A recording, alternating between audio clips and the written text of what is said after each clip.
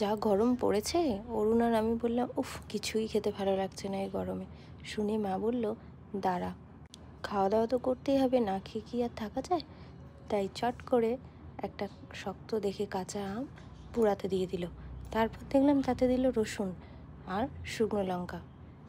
রসুন আর শুকনো লঙ্কাটাকে ভালো করে পুড়িয়ে একটা পরিষ্কার পাত্রে নিয়ে নিল।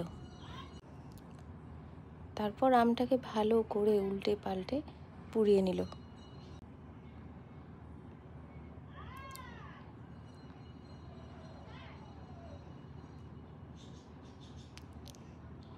আপনারা গরমে কি করছেন? সবাই ভালো আছেন নিশ্চয়ই। আমরাও ভালো আছি।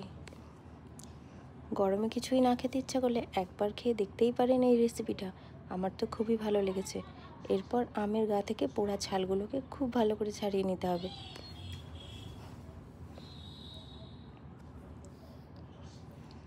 গরমের দিনে এই রেসিপিটা খেলে সত্যি পেট আর মন দুটোই শান্ত হয়ে যায়।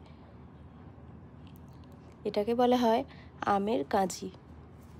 অনেকে আবার কাঞ্জিও বলে থাকে, লেবু কাঞ্জি অনেকেরটাই দেখেছি, কিন্তু আম কাঞ্জি মায়ের কাছেই প্রথম দেখলাম।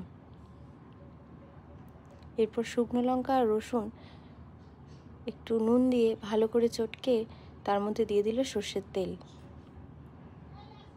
তারপর আমটাকেও চটকে ওটার সাথে খুব ভালো করে মাখিয়ে নিল।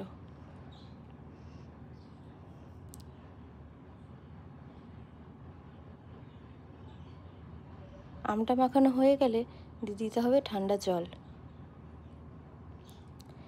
ঠান্ডা জল দিয়ে একদম ফ্রিজ থেকে ঠান্ডা ঠান্ডা জল বার করে দিয়ে দেওয়া হলো। এরপর ভালো করে একটা চামচের সাহায্যে গুলিয়ে নিতে হবে। ব্যাস তৈরি হয়ে গেল আমের কাঞ্জি।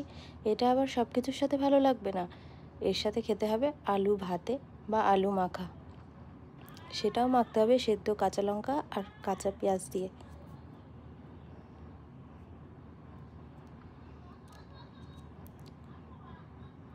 ব্যাস সেদ্ধ কাঁচা লঙ্কা আর কাঁচা পেঁয়াজ দিয়ে আলুটাকে খুব ভালো করে মেখে তার উপর দিয়ে একটু তেল ছড়িয়ে, অবশ্যই সর্ষের তেল ছড়িয়ে মেখে নিয়ে গরম গরম ভাতের সাথে খেতে জাস্ট অসাধারণ লাগলো আজকে দুপুরে।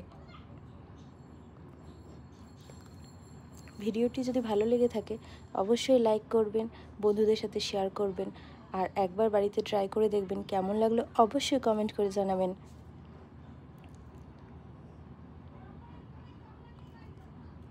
দেখা হবে আবার পরের একটি ভিডিওতে। ততক্ষণ পর্যন্ত ভালো থাকবেন, সুস্থ থাকবেন।